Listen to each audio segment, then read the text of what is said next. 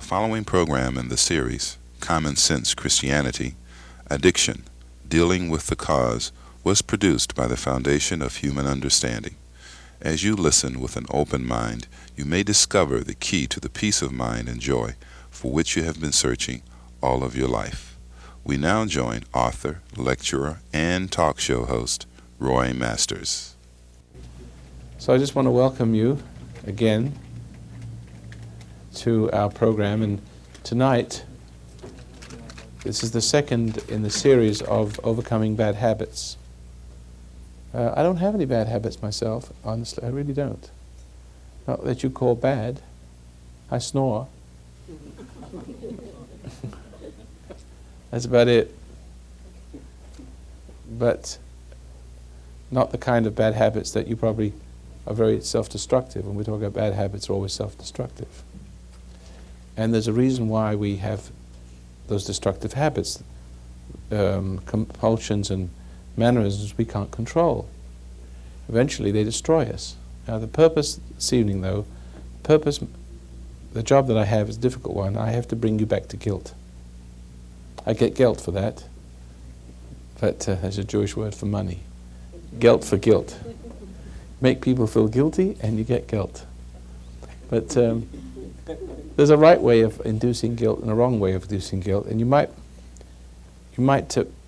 bear this in mind when you deal with your children or deal with an offender. You don't want to make them guilty and then get them to make up to you, so that you induce the guilt. You upset them, you induce the wrong, which wrong then somehow owes its existence to your making them wrong. So therefore they have to make up to you and do what you want, and then you give them the approval, and therefore their guilt goes away. But then that's the basis of addiction to people. Did you follow that? You've seen that, haven't you? And so when people are upset with you, I was watching a movie last night, Mazel Tov, bless you. He sneezed on it, must be true. It's a blessing to sneeze like that when you're saying the truth. I was watching Channel 10, which is the educational channel, and they happened to be on my old subject that I used to do when I was a young man. I'm a diamond cutter, and I used to deal with diamonds. And I watched a scene where these two people, buyer and seller, were sitting across the table, and it was sort of like so corny. I've seen it all before, thousands, and it's the same old MO. So he's got this, opens a pack of diamonds, and these diamonds are glittering and shimmering, and they both, big men, they know what they're doing. And the guy says, no, I can't give you $2,000 a carat for that. He said, tell you what, give it to $1,500 a carat. He says, no, he gives it to him back. He says, look, don't upset me. I'm going to be very upset at $1,750. I'm going to be very upset. No. Look, puts it in front of him, intimidates him. Sticks it right in front of his nose. He puts it away. He says, don't upset me. I'm going to be very upset if you don't at least consider it. And you could see that he's being upset, because when you're upset with somebody, it means that they're wrong. And as children, when parents are upset with us, we get upset back. We can't help but be upset with people who are upset with us, because it upsets us. Well, first of all, monkey see, monkey do. Somebody upset with you and you get upset back again, but then they got the advantage. They've made you guilty. See? They can fake upset if they want to manipulate you into feeling guilt. And then once the person starts to maneuver, feeling the guilt, starts to do what they want them to do, then they give them approval. Sale is made. They shake hands. You think he bought something, he was actually manipulated into buying it. But that's the way it seems to have to be done. People have to be motivated and pressured because, well, you've all come from a long line of people pressuring you, making you feel guilty. Is that right? Not right? And you've always had problem with this guilt. How to deal with it? You make up to the person, you try to be nice to people who are cruel to you, they take advantage of it. And that upsets you. When it upsets you, you try harder to please them, but they're either pleased, which case they're encouraging you to make up to them, which case there's more guilt because you shouldn't be spending your life making up to somebody. See, what's happening here, if they are pleased, and there's another scenario if they're displeased. But if they're pleased, they're giving you the reward. They're rewarding your puppet-like behavior. So for a while you think you're a good person. And if they withhold that approval, then you feel guilty. And so therefore, you may spend the rest of your life as a people pleaser, trying to please them before they can be put out with you, as though it was some goodness originating with you, but it's really a preventative medicine. You're kind to people before they can be mean to you. So it will appear to be like it's your own idea and your own goodness.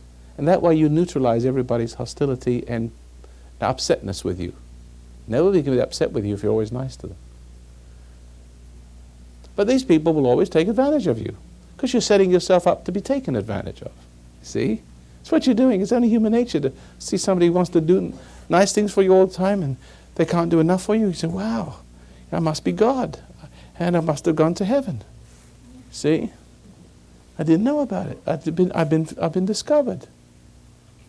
But the trouble is, whenever you do that with people, you bring out the worst in them. You spoil them, they take advantage of you, they take you for granted, and then you resent them. You start to resent them. You're damned if you do nice for them, and you're damned if you don't, because they may have another game that they play. They're not happy with what you do. No matter what you do, you can't get their love. You can't get their approval. They can see that you're trying to get their approval, and they know it gives them pleasure to deny you. Maybe they had a problem when they were a kid. They were denied approval, so therefore they reject before they rejected. Maybe you don't know why they're doing it, but that's one reason. They could be doing it because they're master manipulators, or they could be doing it without realizing they're doing it. But you keep reacting to that, and you keep feeling guilty. You keep feeling guilty, and you try to make up for your guilt, and it goes on and on and on and on, and you're damned if you do, and you're damned if you don't. And if you lose yourself in their favor, it's like losing yourself in drink. For some people, that would be drink, to drink in approval. To give power to people you're actually giving power to people to tell you that you're good when you're nothing else but a wimp and a slave. You actually believe, rest on your laurels, you believe in your heart that you're a good person, that you're loved by that person, but you're really a slave. Saddam Hussein has a whole nation going like that. Anytime the person wants to get you to do something, all they have to do is withhold their approval or aggravate you into needing it. You can't beat the system. It's like almost hypnotic. And so, what we have here, and this, of course, it doesn't matter. Sooner or later, you are frustrated with the love. You're frustrated with not getting love. The hostility and resentment builds up inside you, and then other things. Then you start to look for other friends, other methods of hiding yourself, escaping from the guilt, looking for a good feeling to envelop you, to help you to deny that something's going wrong, to get the love out of something, anything. Even from a puppy dog, you can be addicted to the wagging tail of a puppy dog, or a pet poodle, you know. Some of these little things, about that big, and when they bark, they go. You think, what are these things bred for? Despicable little creatures. That's what I said to my neighbor the other night. She was walking there. I looked at that dog. I can't help myself. I can't help myself. It's a compulsion. I'd feel guilty if I didn't do it. I said, that despicable little thing. What have you got it for? It's not any good for anything. It can't frighten burglars away. All he's good for is eating. You eat him. I said, the only good you can get out of him is if he could make you sit on your lap and make you feel like God. But even a cat lover, can be manipulated by their cats. So what does the cat do? The cat learns to get between your legs, makes you spill something or drop something on the floor, get you all upset, and then you feel so guilty you get him a bowl of milk. Cat's smart. You don't have to be human. Cat figures, walk between legs, upset my boss. He doesn't think that, he doesn't know how it's happening. All he knows is he aggravates to get his own way. So you're giving people power, right? And you're rewarding them for being irritating. So what you're doing, increasing their quotient of irritation by the very act of, well, giving into it.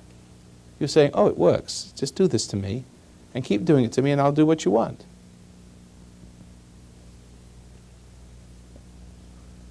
So,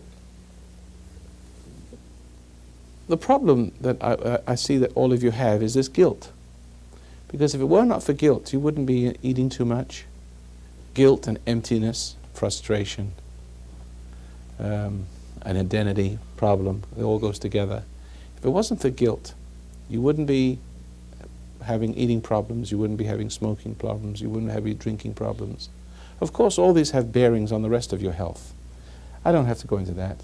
There's so many different sicknesses and diseases that rise over and above the fact that you are stuffing your face, you're stuffing your mouth with cigarette smoke, stuffing your nose with crack cocaine, whatever it is that you do, stuffing your ears with music.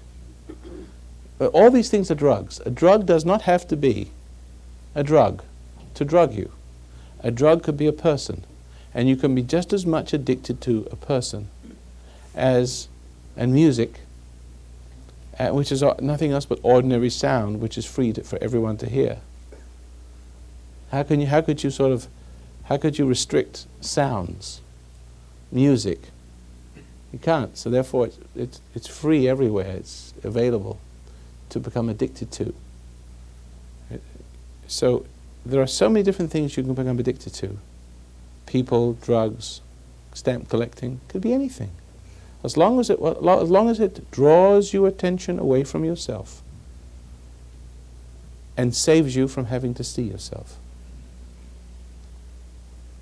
Now, let me just tell you something about the drug, or whatever it is, the person, the place, the thing, the object. You'll be addicted to anything, sex, food. There's something very strange about that, because what that does, it substitutes for a savior. What it does, it saves you from having to see yourself. And there's something even more strange about, you see that it's saving you, it's a sort of a substitute savior. It saves you in a wrong way and sets you up to fail again. There's something inherent in every experience, whether it's a person, whether it's a cat. You endow it with a certain quality. You give it the power to dull your conscience and to fill you with a false sense of euphoria, a good feeling, which translates into, I'm a good person. If you feel good, you think you are good. If you're caught up with the idea, the suggestion, that you're a good person, if you can get someone to say, I love you, that's a common one, isn't it? I love you, dear. Oh, I love you too, dear. Oop. Stroked each other. But you get someone to say that, you come down to receive it. And as you come down to receive it, whether it's Coke, I love you, whether it's music, when you're coming down away from realizing what is wrong with you. You're coming down from the power to save you, to save you, to save your ego, to the power that sort of preserves your ego, to save you from ego. See, you have I don't know, maybe I shouldn't have taken this tack so far, but you have an identity, you have a faulty identity, a fallen identity, a wrong nature that is in conflict with what you should be. What you are is in conflict, what you've become in being upset, being manipulated. What you are is in conflict with what you might be, you could be, and that's called conscience. And your conscience is always trying to save you from what you're becoming, being wrong. The wrong part of you, the side of you that's sprung up in you through your sins, if I may use that word now, The wrong part that sprung up is the nature or the identity of the world. And that nature inside you is in conflict with what God would have you be. Now we misinterpret our conscience. Our conscience says you are wrong. But your pride, which has sprung up in, that's the nature of the world, which is like man playing God or woman playing God, never likes to admit we're wrong. So anything that says that we're wrong is wrong for saying that we're wrong. We are very prideful, most of us are very prideful, and we object strenuously to our conscience incriminating us. We think, we are taught, especially in modern psychology and many forms of even religion, that our conscience is some appendage of the past that you have to unload. We're taught many ways of unloading, confessing it to a person, talking to the bartender, commiserating with somebody, drinking. We try to get rid of that conscience any way we can, because if we get rid of that which incriminates us, if we take away one side of the conflict, we're free. If you were standing in front of a judge, for example, and you were being judged by the judge and jury, and suddenly a big little strong wind came and blew the judge and jury away, who would be there to convict you? You walk away a free man. So we have two sides of us in conflict with each other. One is the potential at what we could be. You never know what that is. Locked in that conscience is what we could be, the pattern of our new nature, a beautiful new being. And it's trying to tell us that there's something's wrong. But the pride in us, the other side of us that sprung up through our overreactions and our sins and our selfishness, that's transferred to us through our parents, through society, who claims us when we're born, and implants this other self that grows up in us, the only self we've ever known. But that's the only self that we've ever known is a self that is very prideful and doesn't want to admit we're wrong. It always seeks acceptance. Even without the manipulation, even without the upsets, even without that little preamble I gave you a few moments ago, how you are manipulated. Even without all that, you come into the world, and somehow the very presence of your mother, uncorrected, unwashed mother, pardon the expression, and your weak father or violent father or nothing father, the very presence of the doctors in the delivery room, smacking your butt, trying to get you going with your first gasp and cry, right? The very presence of those people, you're so sensitive as a child, it impinges upon your soul. So in other words, we're not born perfect. We're born with this imperfection, and this imperfection is transferred to us practically from the day we're born. And it's this part of us that doesn't like to admit we're wrong. And this part of us, as it becomes wronger and wronger and wronger throughout some of the principles I outlined, as it becomes worse and worse and worse, more and more manipulated, more and more angry, more and more self-indulgent, escaping more, denying more, getting more into trouble, this part, it becomes more and more difficult to correct it. And it requires stronger and stronger means, whether you eat more food, whether you drink more drugs, or you find new ways, new forms of drugs to increase the shock value, the escape value, the salvation value of it, the false salvation value. It increases, but as it increases, so does the conflict with what is pursuing you all the way to the grave. You have to understand, if you want to get rid of your habits, your bad habits, you have to understand what the mechanism is. See, it isn't a matter of you coming here and learning, some techniques of how to stop smoking. There's all kinds of techniques. But if you stop smoking, you'll start drinking. If you stop eating, you'll start smoking.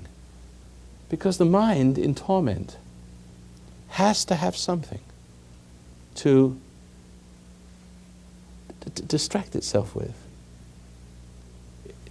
It gravitates to that which can pull on it and involve it the most perfect way. The most powerful drug, the most powerful personality. Because we're unconsciously endowing those people, places and things with this power. But the more, the sicker we get, the guiltier we are, the more we endow something, person, place, or thing with the power to hold our attention captive and to draw our attention toward it, away from seeing ourselves. But as we draw our attention toward it, as we involve ourselves with a person or a place or a thing, as we involve ourselves, I can't find another word for it, as we get involved with it, something of it gets involved with us. So as you get into it, something gets into you. But so in other words, while you are getting away from the truth, being saved from something horrible, which isn't horrible at all, but in your state it would be horrible. Bad is good and good is bad, see? That which loves you and supports you and gives you the drug pulls you. And of course you need that pulling, you need that gravity. You need its power to suck you in, to give you the relief of your conscience. And you worship that. And the more perfectly it does it for you, the more you will make it your hero. That's why the rock and roll crowd, this slimy, as I said the other day, living snot, some of them are. Remember I said I couldn't resist it. Some of these living things on the stage, Jabba the Hutts, they're so disgusting from my point of view, but not disgusting from their point. Why are they heroes? Why does everybody cheer and jump up and down like God has ascended from heaven? Is because they have most perfectly created the excitement to suck them in away from their agony, which gives them great pleasure. So what it does, it sucks us away from our agony, but also it gives more agony. That's the nature of addiction. Because you see, again, there are several things happening right in the moment of your pleasure, of your indulgence. And one of them is that what you get into gets into you. So that's your next guilt. A greater guilt than it was before. So you need more of what it has to offer you, more embrace. So it looks more attractive. And so you get into it more deeply, to get rid of what it has done, stuck more deeply into you. And it repeats itself, and it creates an addiction to it. Because until you have a repentant heart, you will always see that which saves you as your hero, having the power to save you from the damnation of your soul, which appears like damnation. What you're actually getting into is damnation. What you're getting away from is salvation. It's just the opposite way around. Until you see that, you will not be able to experience what I would like you to experience in the meditation, because when you start to meditate and you start to pull back from what your soul is caught up in, you're going to start feeling guilt again. And you're going to start thinking, man, that Roy Masters, this is dangerous stuff. I'm becoming more guilty. I'm getting sicker. So you're waking up from a lifelong trance. I don't care if it's food. I don't care if it's men. I don't care if it's women. I don't care if it's music. You're going to feel it calling to you. You're going to be like a druggie. As if, man, it just calls me and I got to go. You see? I got to go, man. I can't. See? The attitude, the reason what makes it impossible to resist is its compatibility. Compatibility. As long as your soul does not want to face the truth, as long as you want to be right, never wrong, as long as you want to blame and get upset and get angry and feel right, as long as you want to be wrong, right and you're wrong, that makes you compatible with which serves that need and draws you away from the realization of your wrong and makes you feel good just for a little while. An extra turkey leg, an extra swig, right? A little bit more deeply caught up in the music. See, right? Right? Sucked into the music. See? It's such a relief. It's like You know, you got a burned finger and you burn it and you put it in cold water, it feels good. So, but for some people, the only good is the sensuous pleasure. But what feels good makes them think they are good. It creates the idea. From a good feeling comes a good thought about yourself. From a bad feeling comes a bad thought about yourself. So by all costs, you have to create good feelings. So therefore, you burn your finger and you put it in cold water. Therefore, you have a good finger. I'd much rather have a finger that didn't have any pain. I can do something with my life. I can't even... But in order to increase the pleasure that my finger gives me, I have to burn it more. But that's inherent. That's inherent in any addiction. Because in the process of making you feel good is the next bad, which cries out, which has a greater capacity for the sensation. It feels better. The worse you get, the better you feel. You see? And so it has the illusion that you're getting better and better and better when you're getting worse and worse while your life is going down the drain. And of course, people who don't want to face the truth are into illusion, because that's the only way, delusion, that's the only way you're going to ever see yourself the way you want to see yourself. Because if you stop still for one moment, you'd see the opposite. You won't stop still for 1 minute. Your mind is always looking for. If you're watching TV, see, if you're having dinner, and you can't wait, while you're eating the steak, you're thinking about for dessert. The steak is not even chewed up and hit your tummy yet, and you think about what's going to be for dessert. And while you're eating dessert, you think about what's going to be on TV. And while you're watching TV, you get some ideas about sex, and you can't get wet into bed. See? You don't let 1 second go by. And you see people going to the movies, they sort of sit there stuffing their face with popcorn and ice cream. You know? It's, you just watch these people and you know they're just stuffing all their senses while being absorbed into the screen. And they lose themselves for an hour and then they're looking for something else to lose themselves, some excitement, some action, some reaction from the action. And your whole life goes down the drain that way, and at the end of it, it's nothing. You've got nothing. You're just a derelict, a characterless, fat little, drunken little, degenerate little pile of doo-doo. See? Excuse me using a little strong language like that. It illustrates the point. The very thing you're trying not to become, you're becoming. But worse than character defects, you're ugly. Worse than that, you're sick. Worse than that, you're dying, physically and spiritually. It's almost like you're buying death. And you see death as life, and life as death. Because I'm saying you've got to come towards the pain.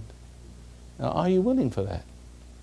Are you willing to come towards the pain? Because, you know, if you ever did something wrong to a person, the further you can get away from that person, the more secure you feel. If it was your father that you stole some money from, you'd run away, and that way, as long as you're running around with your friends and being supported in your aberrant behavior, yeah, we all love you. You're a great guy, buy drinks for everybody with the stolen money, you know, that sort of thing. Well, you get a good feeling out of that. But when the money runs out, then you remember that your guilt is multiplied. Every denial of guilt is another guilt, isn't that right? And a bigger problem inside you, which cries out for soothing until you're in the gutter. And so sooner or later, you've got to, if you want to reconcile with, get rid of your guilt, what are you going to do? You've got to go back to the person. If it's your dad, and he's a good dad, but you've wronged him, you've got to go, on the way back though, on the way back to your father's house, you're going to start feeling guilty. And as you get closer and closer to the door, as you walk up those steps, your heart's going to start to beat. You start imagining how cruel he's going to be. He's going to blast you. What, you? Never darken my doorsteps again. You imagine all kinds of things, see? And you knock on but still you're going to go through with it. You've got to say what you've got to say. You've got to say you're sorry. You knock on the door. And you knock and the door will be opened. See? And then suddenly, instead of standing there, a very angry guy, you see a guy that's pleased to see his son or daughter come back. Well, that could even increase the shame and the guilt. You wouldn't know where to hang your head. But all that's necessary is the desire to come back. See? That inclination of the soul is all you have to save you. Because if it wasn't for the inclination of the soul, the prodigal son wouldn't have started from his pigsty. He would have stayed in the pigsty and sort of killed himself. What else could he do? Having gone down to such a low level, people often do, they'd rather be dead than admit they're wrong, and so they don't know they're dead and wrong. You see, they step out on the other side and think, well, I thought everything was going to go black. No. There was no more after that, no more pain and no suffering. Now they meet the guy who's been leading them, saving them all along. If you get the gist of that. Because it's the inclination of the soul that is so important, because without that, there is not possible for me to help you. It's not possible for anyone to help you. With that, there's no way you can fail. But understand it's a journey. And as you start on that journey, you start leaving your old friends behind, you see? You're not cured yet. But it's a journey from the pigsty to heaven's gate, so to speak. And on the way, you are unconsciously, without realizing, things start looking different to you. Your friends don't look like friends anymore. You start to get a little better, and somebody comes up and say, "Hey, have a drag, man." You say, "No, thank you." Your impulses are still sensitive to it. The part of you wants it, but there's another part of you that doesn't agree with it. And that's the important part. Don't you see? It's the agreement. That's the thing. The inclination of your soul creates a cry and draws hell up, the devil up, if you will, as though you sweet so sweetly for its presence. There's something in you that draws the trouble, and it draws the fiendships, and it draws you into the various scenes that draw you in and spit you out as a different person, which make you want to go in and out, and deeper until you die. Until you're drinking and indulging until you're drinking beer and you're just drowning in your own vomit. That's what it is. There's a scripture that says, the sinner returns to his sin like the dog returns to his own vomit. This is kind of graphic, I know, but this is what it is. As long as the inclination of the soul is so bent, leaning in the direction of the cry to the wrong salvation, see? The wrong salvation will come and you'll not resist it. Because it caters to that need. It nurtures that, it mothers that need. Until you, through much trial and suffering, realize, if it is in you to realize, and some people it isn't. If it is in you to realize, you recognize that this is something's wrong. And you recognize it by something's wrong is by some inclination, some inclination of the soul to it. You may not know you have it yourself. See? You may be a bum and an alcoholic, and you've done all kinds of tricks, done all kinds of things that's wrong in your life.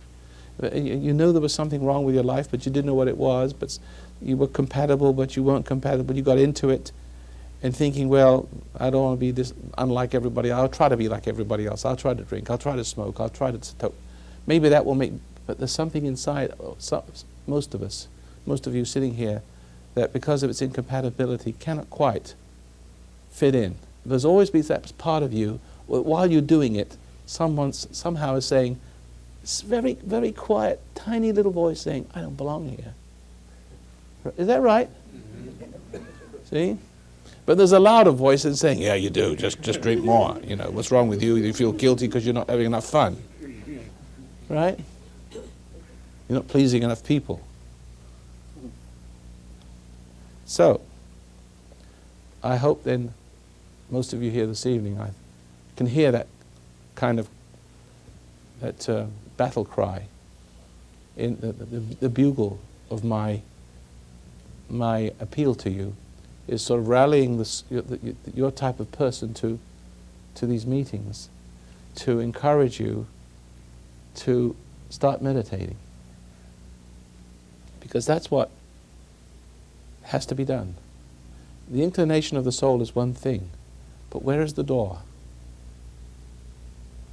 Where is the door to your mind? Where's the Father's house, so to speak, symbolically? See, it is, your whole life you've been like a chicken, peck, peck, peck, peck, peck, peck, looking for the next experience to make you feel good about yourself. Maybe it wasn't the last one, but maybe it's around the next corner, the turn of the dice. Maybe this will give it to me what I'm looking for, right? But see, it's always the motion, always the thinking about the drink, thinking about the sex. You know, whenever you get bored, your mind starts to give you these little offerings. Dancing girls. You start thinking about drink, you can almost smell it. You've got to go down to the local bar. You've got to see what's happening. And where the action is. It draws you. See, it draws you away from this experience where you come to your Father's house. But now the journey to your Father's house is not a movement. This is where the prodigal son concept changes a little bit. It is not a movement toward so much as it is a shrinking away from.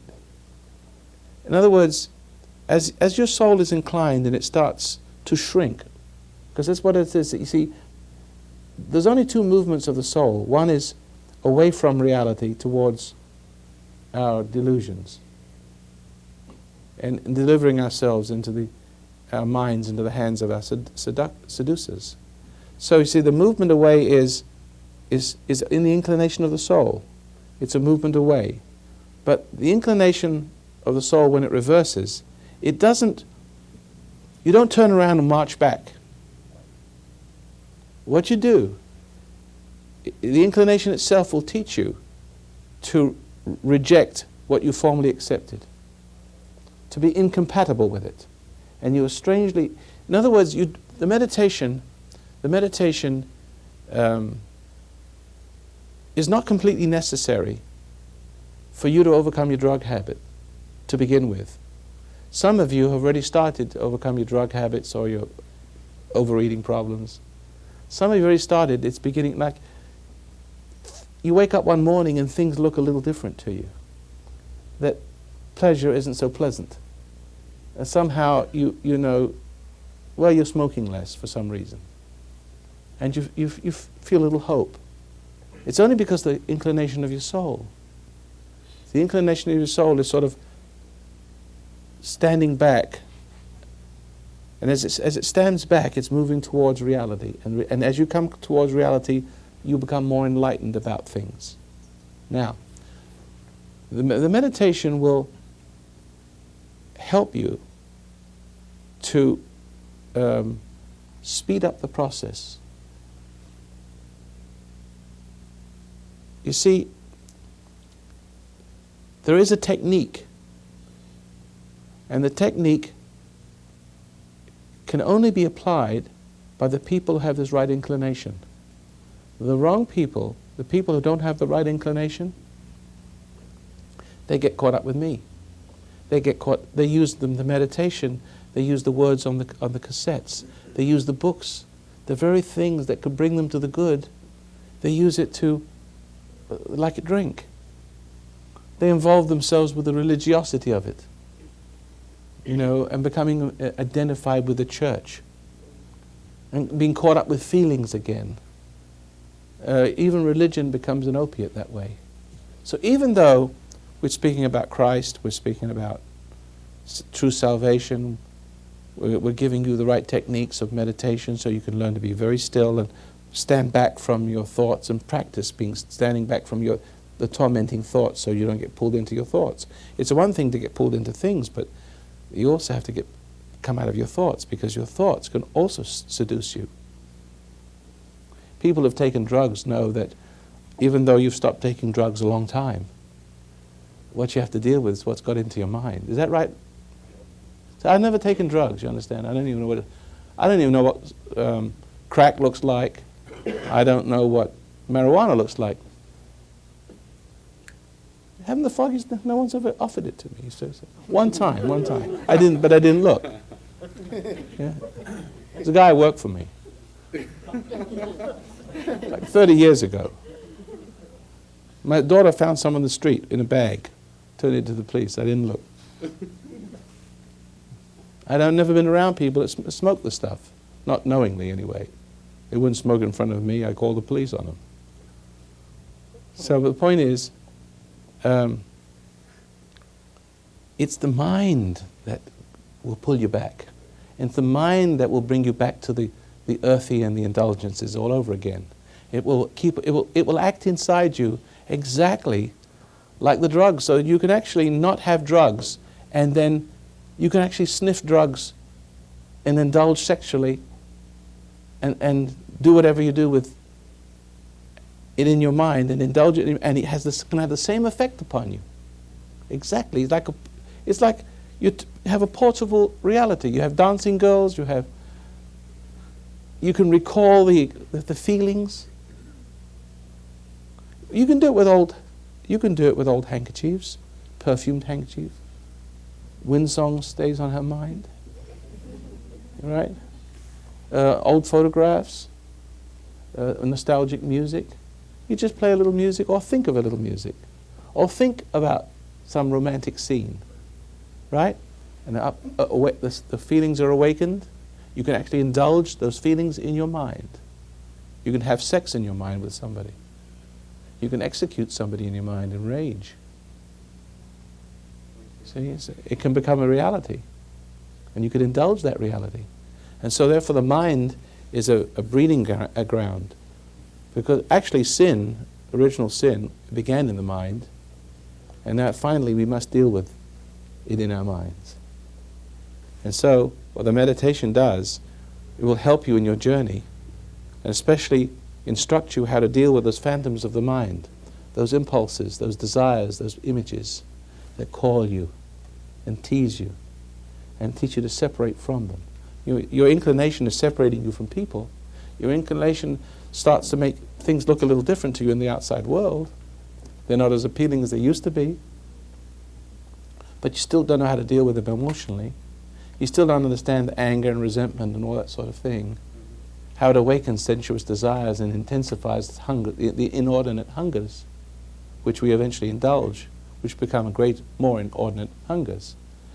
So the meditation is a very important tool to help you to be very quiet and to pull back from your thoughts, where you have pulled back from people to some degree, where you're no longer compatible with the physical objects, places and things. You still got the journey in your mind to deal with. Of course, as you win the battles of your mind, you will also triumph also in the flesh also triumph in the flesh, I said, because there are so many different subtle variations, subtle things that are tempting you that you hadn't realized. And as you become more objective, you start to see all these things that affect you that you've never seen before, all the subtle nuances, everything. And slowly you gain mastery over it. But the meditation is the most important thing in that respect, to aid the seeker on their journey, to help them to be still and know a different kind of impulse. Last week I spoke to you about that impulse. Is that once the quieter you become, and the more you separate your mind from the tormenting images that pull you in, to that degree you become compatible with a new life force. It's called love. Last week I spoke to you about love. I said you're either driven by hate or you're driven by divine love. And I'm not talking about, when I say love, I'm not talking about the love that you love with, because that love is a need that comes out of hate. You hate somebody, you feel guilty, you're right back to the beginning, to getting them to love you. And if they love you, you're damned if you do, and if they don't love you, you feel rejected and you hate it, and you make them. It makes you want them to want you to make them love you more.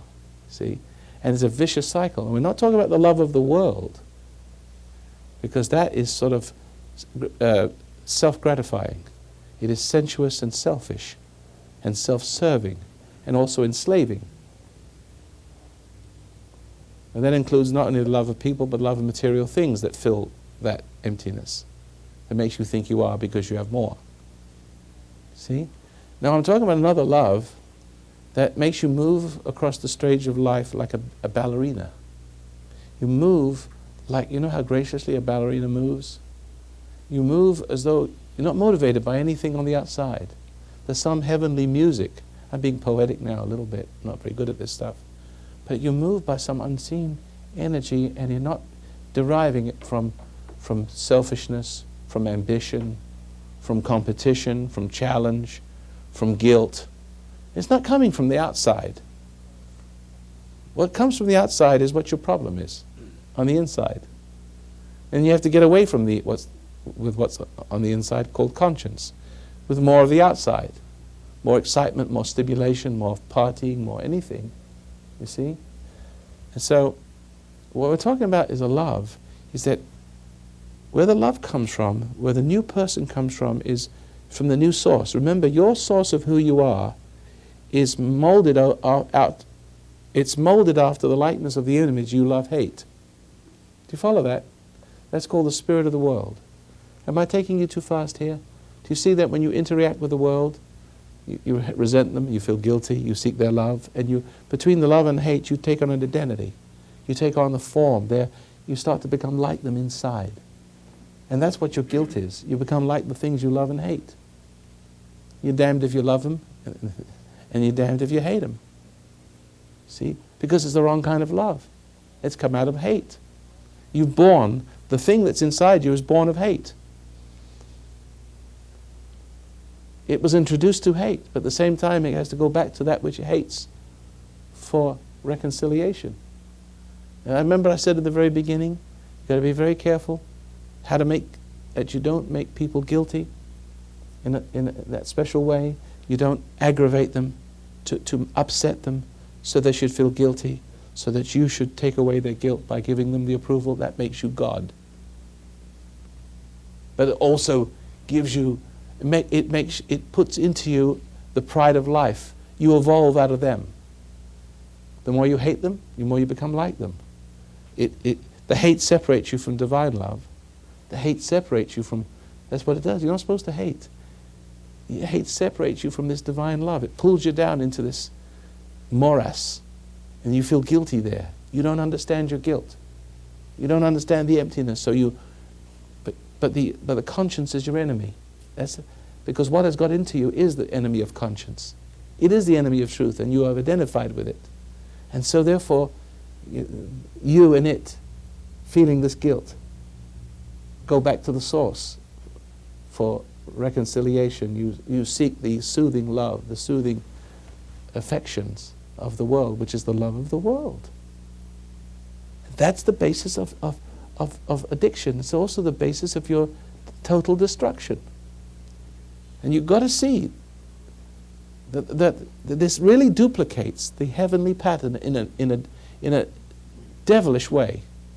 You are literally making somebody your God and making someone the pattern of what you are to become, whether you like it or not. Does that making sense to you?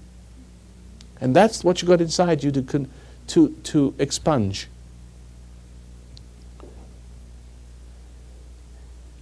So therefore, through the meditation and the pure intent, what occurs is a separation from, and only a person who is willing to experience this salvation in its truest sense will come towards that heaven's gate, so to speak. When you sit and meditate, what you're doing is separating your consciousness from the flesh, from the thinking. So you're no longer identified with it. So you no longer feel what it feels and think what it thinks. Because how can you tickle yourself? Go ahead and try to tickle yourself. You can't do it. In other words, it takes somebody else to tickle you. It takes somebody else to affect you, basically. So what we need, in order for you to become affected.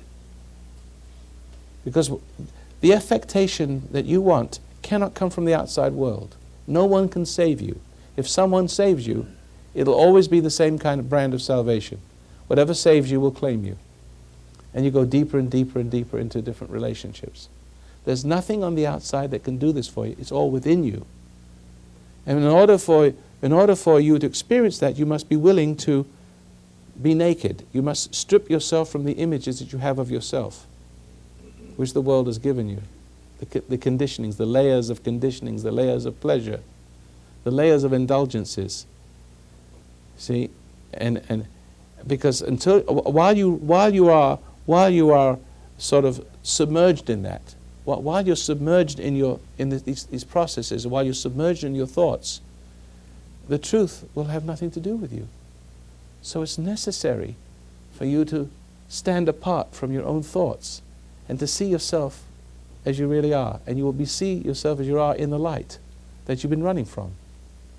Now this is a very mysterious process, because to the degree that you can separate from your thoughts and separate from your reactions and separate from your feelings, so the observer becomes separate from the observed, to that degree you're coming towards the light and you're coming towards guilt.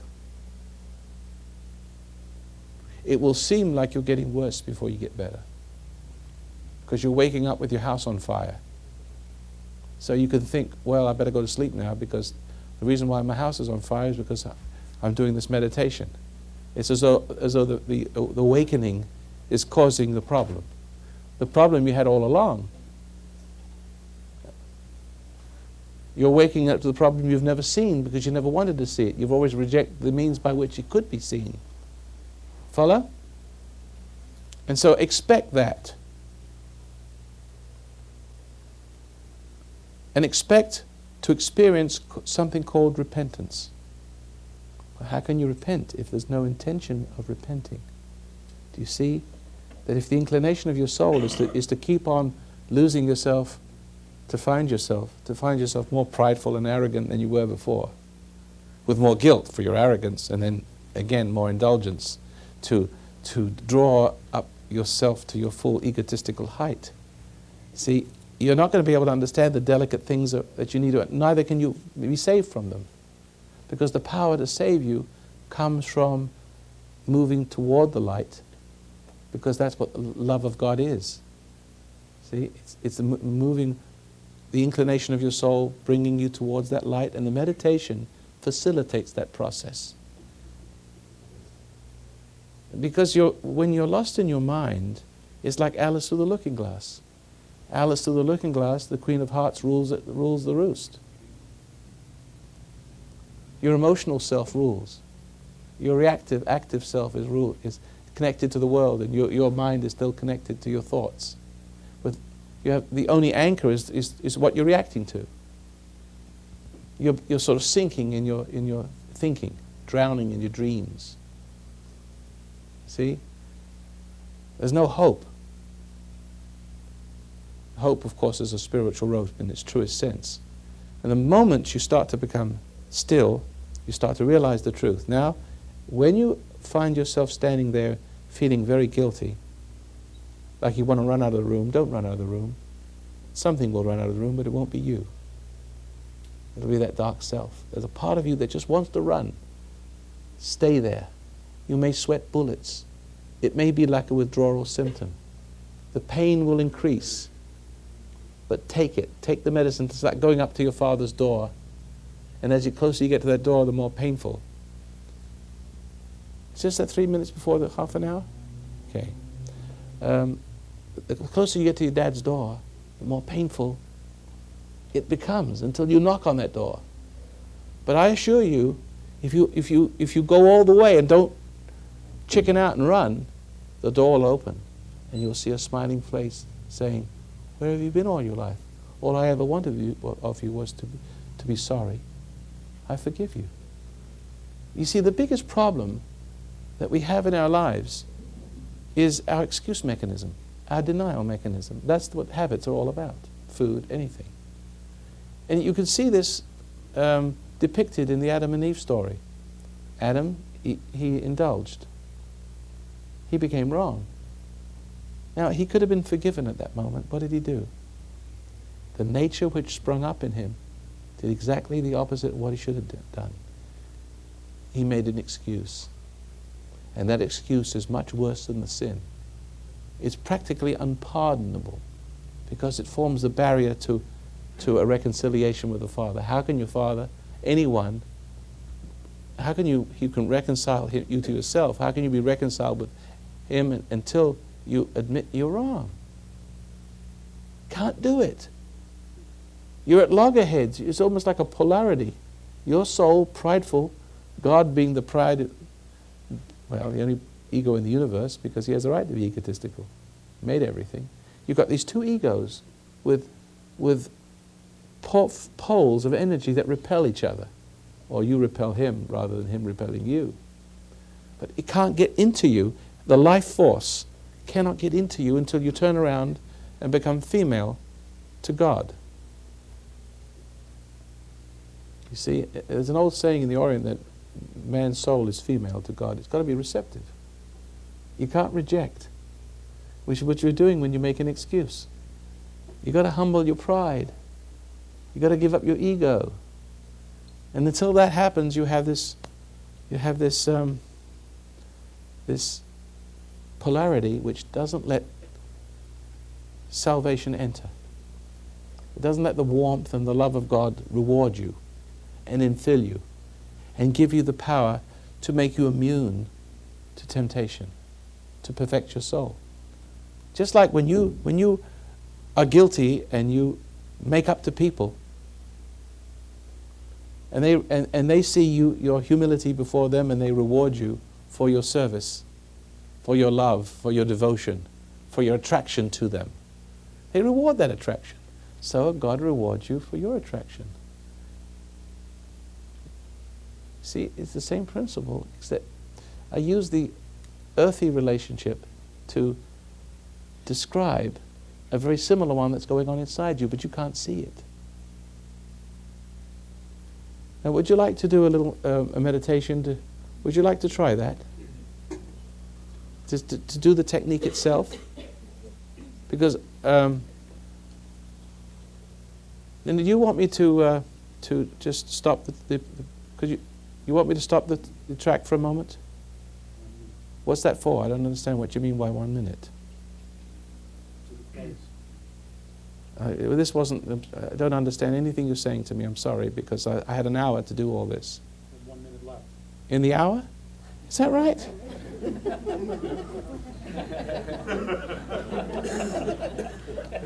An hour went?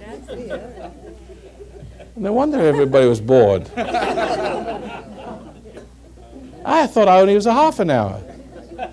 Oh, I hope we weren't too bored, were you? Well, I tell you what.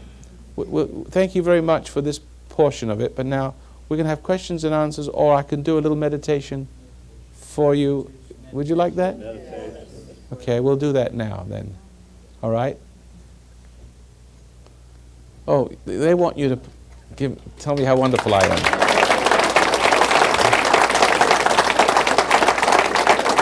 Because this is really weird. I have to tell you how weird I feel right now.